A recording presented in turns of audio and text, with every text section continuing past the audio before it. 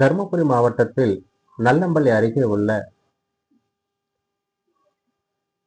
வீர ஆஞ்சநேயர் கோவில் உள்ளது. இந்த ஆஞ்சநேயர் கோவில்ல போயிட்டு நீங்க மனசார பிரார்த்தனை பண்ணீங்கன்னா உங்களுக்கு நினைச்ச காரியம் நடக்கும். அதே போல திருமண தடை உள்ளவங்க, ஜாதகத்துல கேது பகவானுடைய தோஷம் இருக்கிறவங்க, மூல நட்சத்திர தோஷம் இருக்கிறவங்க, கிரக தோஷம் இருக்கக்கூடியது, திருமண தடை, குழந்தை பாக்கியம் தடை, இது போன்ற தடைகள் உள்ளவர்கள் ஆஞ்சநேயருக்கு போயிட்டு அபிஷேகம் செய்யலாம். இல்ல ஆஞ்சநேயருக்கு வெற்றி மாலை சாட்டி வழிபாடு பண்ணலாம்.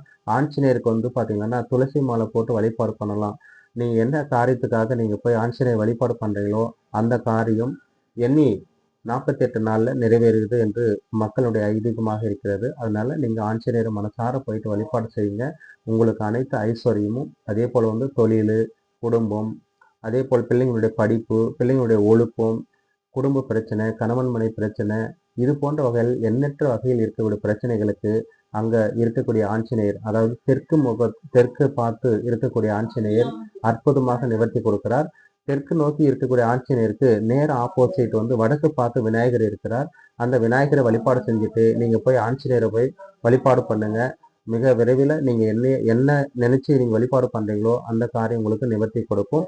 விநாயகருக்கு விளக்கு போட்டு வழிபாடு பண்ணுங்க. ஆஞ்சநேயருக்கும் நீங்க விளக்கு போட்டு வழிபாடு பண்ணுங்க. பொதுவா ஆஞ்சநேயருக்கு 7 தீபம் போட்டு வழிபாடு பண்ணுங்க.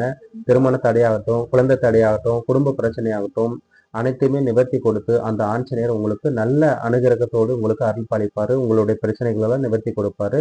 மூல நட்சத்திரத்துல பிறந்தவங்க மூல நட்சத்திர நாள்ல கூட நீங்க வழிபாடு பண்ணலாம். இல்ல மூல நட்சத்திரத்துக்கு 6வது நட்சத்திரம் வர நாள்ல கூட நீங்க போய் வழிபாடு பண்ணலாம். உங்களுக்கு நினைத்த காரியம் நடக்கும். நன்றி. வாழ்க வளமுடன்.